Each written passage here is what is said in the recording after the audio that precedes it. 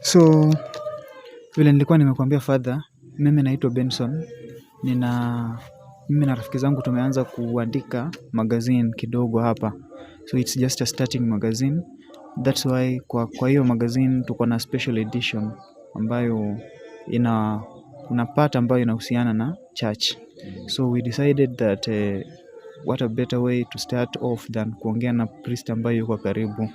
Then we have in that special issue, tutakuwa na ile part ya kujua priest wako, inaitwa know your priest, ambayo tutaongelea tu wewe kujitambulisha tu kwetu, labda kuambia watu, tutakuuliza maswali kadhaa about you. Then I will also ask you about maybe the trending issues in the church currently. Yeah, just that. Na mambo mengine, kuna part ya apologetics pia nitakuuliza something to do with apologetics. Okay. So maybe father, the journey to priesthood is always long, and it always begins with the call. How can someone interpret that call?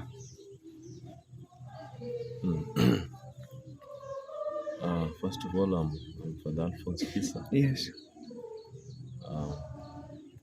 3 weeks old, but priest here.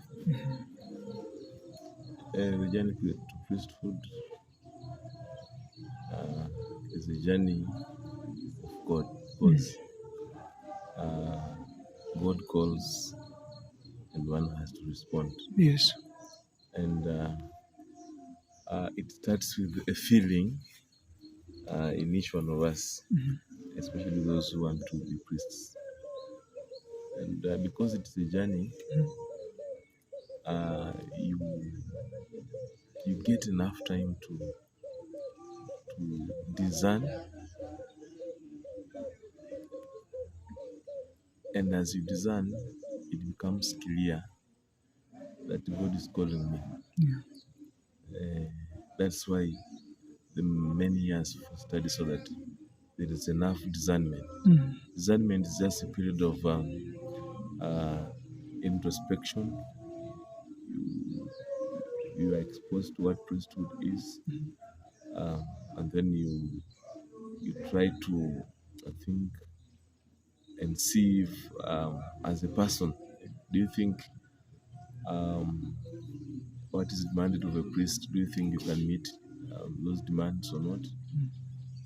If it is clear in your mind that I can be able to meet these demands, and think, that is when you realize that truly God is calling me.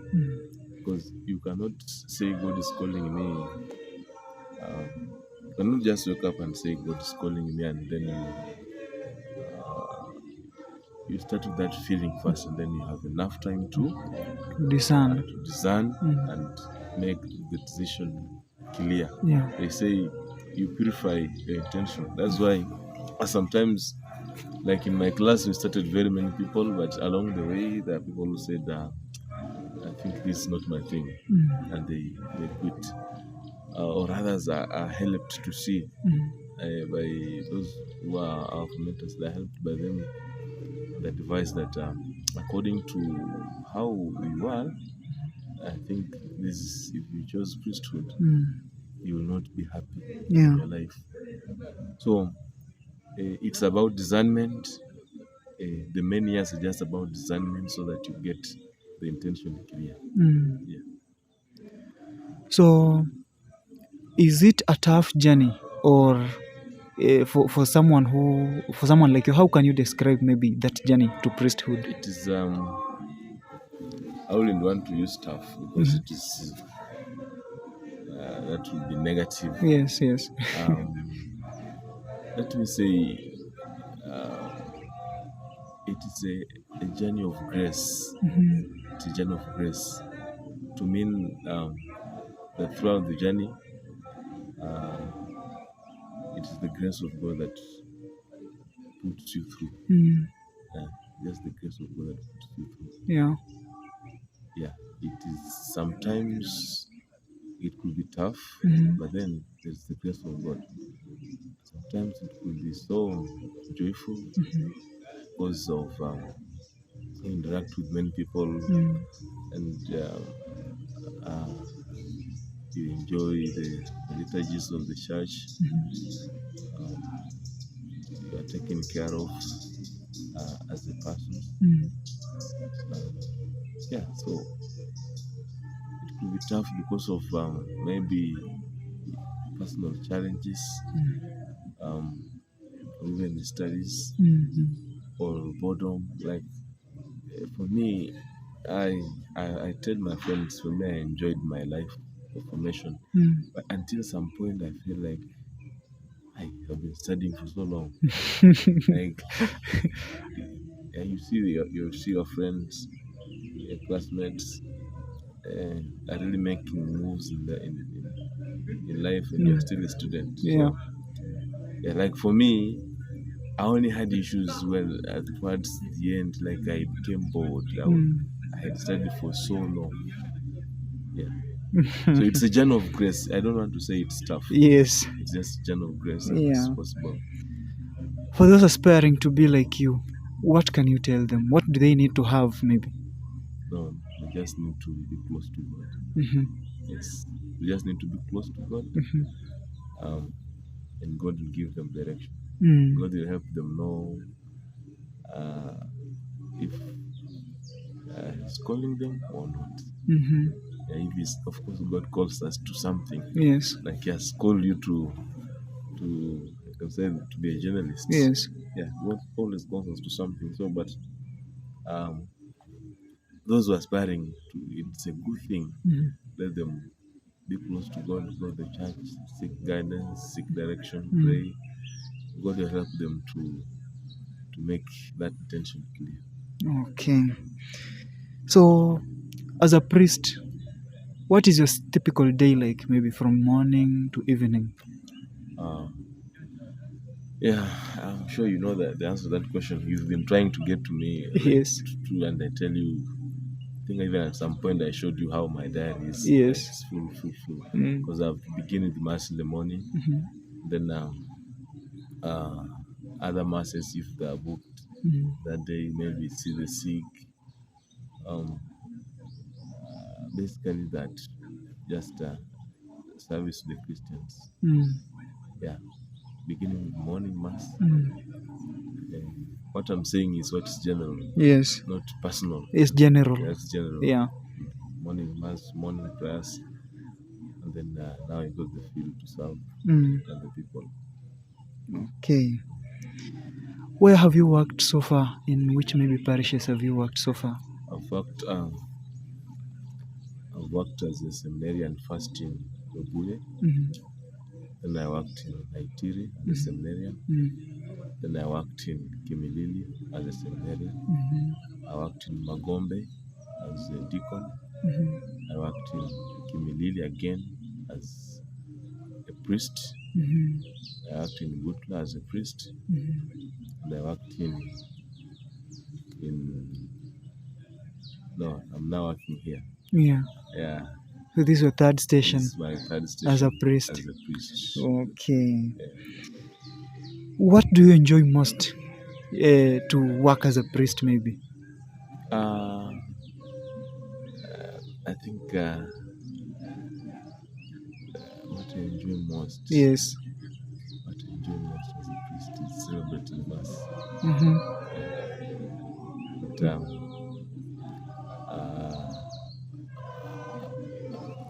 okay, I'm thinking from the theological point of view, that I'm a priest. I'm able to. I've been given the powers to pray over the host and wine and become the body and blood of Christ. I think that's what I enjoy more as a priest, just to celebrate mass. Yeah. And so that's why I always want, if a Christian wants mass, I want them to have mass, because I think that is particular to me as a priest. Mass. Yeah, so that's what I enjoy most. There are many other things, but what I enjoy most is Mass. mass. Yes. Okay. What inspires you daily? The people. The people inspire me. Like, look at our station here, these old mamas. Up. Yeah. Okay? In the in morning. the morning. Mm. In the morning, they wake up in the morning. I mean, it inspires me always Yeah. to come and serve them. Mm. And you see, they are old. They have been in this church for this long. Mm. Um, so also their faith uh, inspires me. Yeah. Inspires me. The first time I was coming here at celebrate mass in the morning, I was like, really, these people be there? It was chilly, Uh-huh. it was misty, but when I arrived here, the church was almost full. Mm. People as far as Kongrapus were here. Mm. I mean, the people always inspire me, Oh, and fine. the support they give you. Mm. Um, like since I came in this parish, every day I get new numbers, Mm. people calling, people texting. They really inspire me. Yeah. Yeah. Fine. So recently in the church, there was this issue of the synod. Maybe for new people like me, I'm still young. I've never heard of a synod. Mm. So maybe how can we interpret a synod? What is a synod? In a very simple way, Mm-hmm. a synod is a meeting, Mm-hmm. of the church elders Mhm. deliberate on some issues, Mm. like we can have a diocesan synod. Mhm. For example, like 3 years ago, Mhm. we had the diocesan synod in Kakamega, Mhm. where the bishop with the priests had a period of like 1 or 2 weeks sat together and um, discussed some issues about the well-being of the priest, about the service of the priest to the people, Mm. like something special, Mm. like something special. Lately, uh, we've had synods at the international level, Mm. held by the Pope himself. Mm. Um, and two, Mhm. two that I wish to point out. One was synod with what do they call the cardinals from South America, Mhm. where they had important issues to deliberate. Uh, what was so like of priority in that synod Mhm. was about ordination of uh, ordination of women, Mhm. ordination of women, Mm. and also there are some who are advocating for for priests to marry. Mhm. Yeah. So that was one. Then like last year there was one in Rome also about a synod on a synodality of the church. Mhm. Like the Pope Francis wants the church to be inclusive Mm.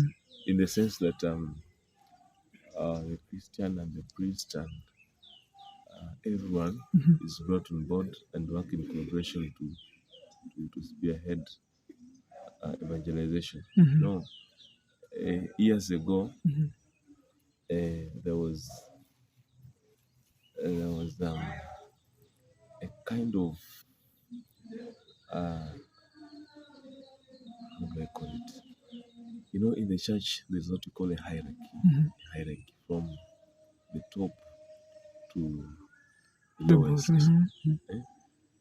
And it is arranged like coming down like this. So Pope Francis, he's trying to change that. That let it not be um, a hierarchy that is gives priority to other people uh, in that order. But Mm. he says, as he draws the hierarchy of the church, for him is using circles, Mm. circles, to show that we are all equal, but working in different capacities Mm.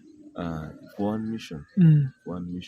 that many people may come to the knowledge of salvation. Okay. Yeah.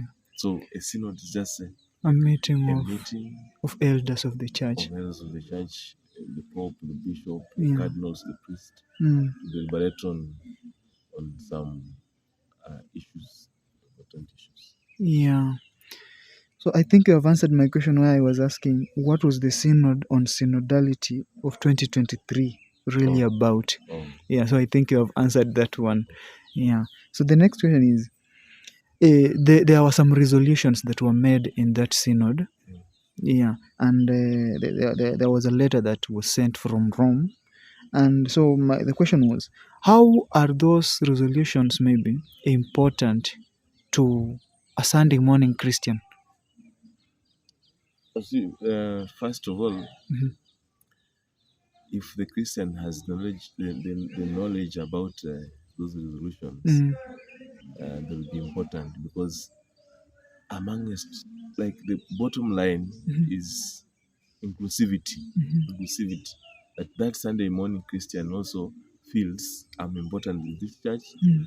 and I'm not only here as a person who has come to hear about the gospel and again I went for another Sunday. No, Mhm. that Christian should be aware that also he has the duty to participate fully, to participate maybe in the preaching or in the building of the church, Mm. um, and to feel also part of the church. You know, if you get maybe the Christians who have been there for some time, Mm. the church is a business of the priest. Mhm. So you come, you listen, and you go home. Mhm. But how as a Christian, how are you also involved Mm. in helping the church to grow? Mhm. To grow. So Yeah. those resolutions must inspire the Christians to feel uh, that they have also an important role to play in the mission of Christ. Mhm. Yeah, make them feel also inclusive. Yes. Then, close to the end of 2023, there was this other letter from the Pope. I think it was about a blessing of same-sex unions or something like that. Do you think there was any the synod maybe may have led to this letter, the Pope releasing this letter, or there is nothing that unites this letter to the synod? Definitely, that letter, if you give it a critical thinking, Mm-hmm. it must be united with the synod Mm-hmm. because the synod is talking about inclusivity. Mm-hmm. Yeah? Mm-hmm. Inclusivity. Mm-hmm. That everyone is important. Mm-hmm. Everyone is important. And from the mind of the Pope, Mm-hmm. uh, from the mind of Mm-hmm. the Pope has uh,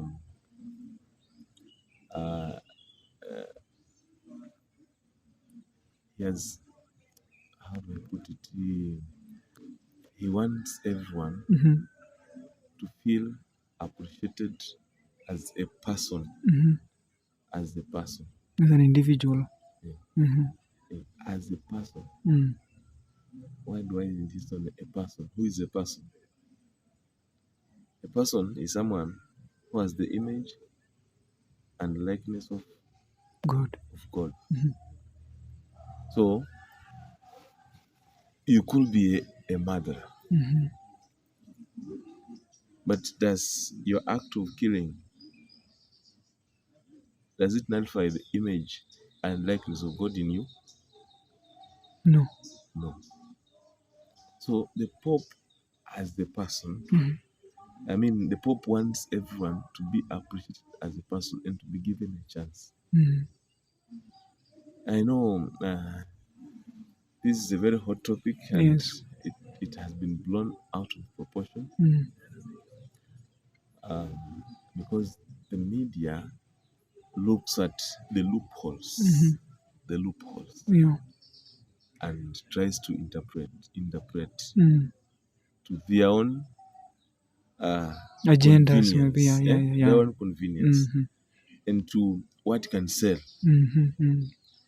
And you know, so uh, the these organizations of same sex, they have also been like they are really campaigning Mhm. for themselves. Mhm. So when they get loopholes, Mhm. they really they focus there. They Mhm. focus there, and many people have quoted the bishop. I mean the pope wrongly, um, and even me, I've received calls. I've been in WhatsApp groups where people are discussing on what the bishop, I mean, what the pope said. Mhm. Um, if he has allowed same-sex marriages In the church. in the church. Mhm. Yeah. So, if I have to give a very summarized answer Mhm. to that question, is that Yes, the yes. Pope, first of all, it is in the letter and synodality have a connection Mhm. because the Pope wants everyone to feel appreciated Mhm. as a person. Mhm. As a person, they may have their weaknesses, but they must be appreciated as a person Mhm. and be helped to Mhm. see that the qualities they have as a person are not good. Mhm. Yeah. But now, Father, this person is a sinner. And then maybe, let's say, they have not repented from their sins. They're still sinners. Maybe, a sinner is always very proud of their sins. Maybe this kind of people, they are very proud of their sins. Maybe they have used even a murderer. They have not maybe gone for confession. They have not, you have not absolved them from their sins. But now you are blessing them. Do you think that is appropriate in the church? Um, a blessing. I can bless you so that you see, like not everyone comes for confession. Mhm. There are other people who do not, maybe that other demands from the church that have not met them, so Mm. they're not able to come for confession. But if even okay, me as a priest, I've met people who have come and told me, Father, I have I have this problem. Mhm. Please pray for me or Mhm. bless me so that I come out of this problem. Mm. So a blessing is not maybe a blessing is just I can pray for you so that you be a good person, Mhm. and after that I bless you. Mhm. Because there is no if there was a question of the Eucharist, Mhm. the reception of the Eucharist, then we could have a different discussion. But Mm. just a blessing, you can bless someone so that they change. Mhm. And previously, like 1 or 2 years before that, the Vatican had sent another letter saying that they cannot bless sin. Do you think the Pope is changing that perception? When you are blessing, do you bless sin? No, you bless a person. You bless a person. Yes. Yes, you bless a person. So are they trying to shift from they don't bless sin to they bless people or? And to bless sin, when they say to bless sin, Mhm. is it's like uh, to to to stamp sin, like, or to say or you close an eye to sin. Yes, yes. Eh, but I don't mean when they say to bless sin is particular to, like, it really means the word blessing sin. Mm-hmm. Eh, to bless sin will just imply no, we are not agreeing with this. Mm. We are not agreeing with this. Mm. Yeah, because how can you bless sin? Mm. In fact, where do you get sin to bless? I don't know. Yeah.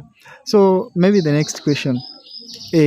Have you ever maybe in your work as a priest, have you ever come across or has someone who is a homosexual ever come to you as a priest and maybe talked to you and came out and told you that, Father, you know what, I'm a homosexual? Yes, I've I've, I've seen I've seen it, but and mostly women, Mm-hmm. girls actually, people of between 20 22 to 30, 55.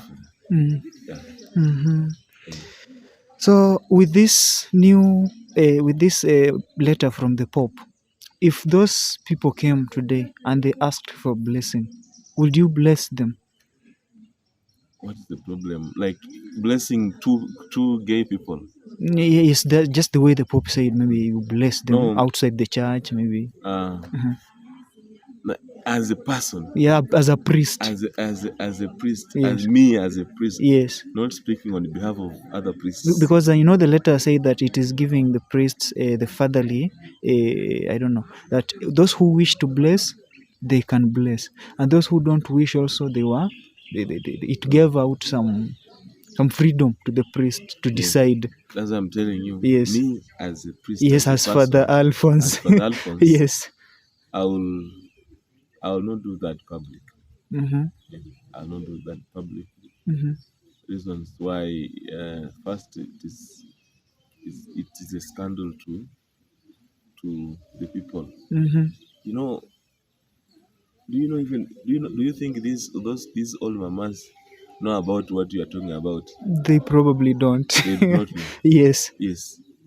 So if they hear at the two men we're uh, blessed by. were blessed, that's like that's a scandal to them. Mm. So I wouldn't do that. Mm-hmm. Yeah. Fine. So in our apologetics column, we have another column called apologetics, and we are going to feature an issue called "Are you saved?" So many Catholics have been swayed by this simple question: Are you saved? So somebody from another denomination will just come up to you and ask you, "Are you saved?" And many Catholics maybe they find themselves in a fix when they are asked that question. So, are baptized Catholics saved? What do you mean when you say saved? Uh, when they come to you, they always ask you, which church do you go to? I go to the Catholic Church. Uh-huh. So, do you wish to get saved? Then you'll find a Catholic now getting puzzled now. Am I really saved? Yeah. So, No, that is a problem of theology. mhm, And Prophet Hosea says our people are suffering because of lack of knowledge. mm, Um, salvation, um, salvation is a continuous process. mhm, Salvation um, is a daily struggle, and salvation is not an instant thing or a one-day event. mhm, Generally, by the fact that Jesus died for us all, mhm, generally, He died for our sins. mhm. He died to save us. To save us from sin. He died to save us from sin. Mm, So in a literal sense, mhm. are you saved? Everyone is saved By the virtue of the death of Jesus. of Jesus. Yes. In that's the lowest sense. Mhm, That's the lowest sense. But in a higher sense, mhm, salvation, by the fact that Jesus died, it means that He has opened doors for us. mhm, Um, he has um, given all of us an opportunity to go to heaven mhm, at the end of our lives. mhm, The sense in which the Protestants and other people use the term saved mhm, is not correct. mhm, Is not correct. Uh, I have nothing against Protestants. That are brothers. I mhm, love the way most of them do their things. I love how they, they worship. mhm, It's okay, but on this, um, they use the term saved in the sense that umeokoka, mhm, umeacha mabaya. mhm, Do you think that's realistic? Is there any human being who does not sin? No, no. Actually, I don't think for your whole lifetime you cannot sin in your whole lifetime. So when you say I'm saved, Yeah. don't you think it is a lie? Yeah, yeah. It may be a lie. Maybe from the way you started, you said that we are all saved by the virtue of the death of Jesus Christ for us. Yes. So maybe that is what they take. That's and I'm telling you that's the literal, like the lowest sense of, Being saved. yes, because that one, no one has, has done an effort.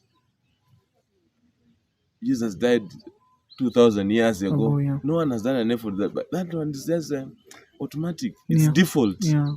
Eh. But every day there is a struggle to be a good person.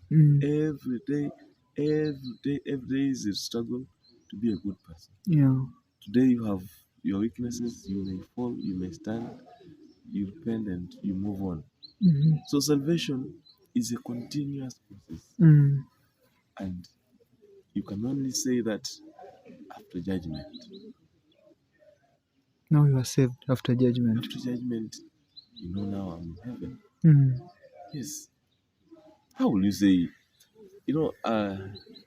I don't like the way, in fact, I have a soft spot for Protestants, but only if they come to me and where the starting point is nimeokoka, I do not even listen to them.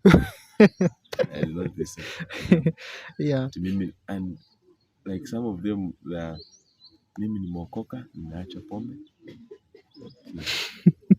Is sin about only alcohol? No.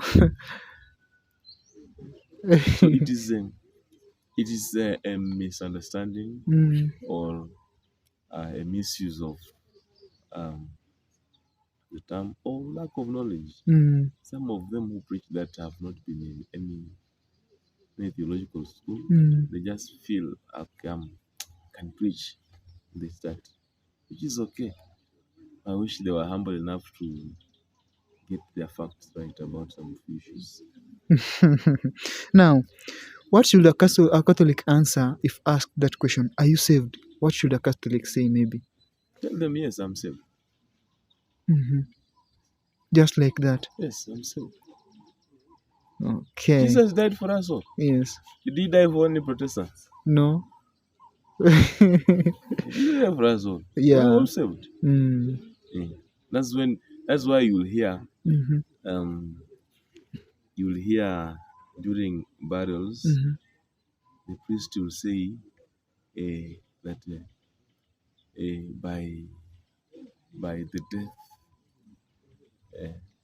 and resurrection of Jesus, death has been given a new meaning. Death has been given a new meaning. That when we die, it is not the end of our lives, but the beginning of another life. So, like all people have that, because Jesus has died for all of us. But there is what we call the individual responsibility, where each one of us every day tries to live their life well. As a Catholic, I'm trying to live well. As a Protestant, you're trying to live well. I mean, that is it. So if just someone says, "Are you saved?" Yes, and explain to them that by virtue of Jesus, by baptism, we are all saved. But also, as we continue, salvation is a daily struggle, because we are human beings and we sin. So every day you struggle to amend your ways and to be a better person. Okay. Thank you, Father. Thank you for your time. Okay.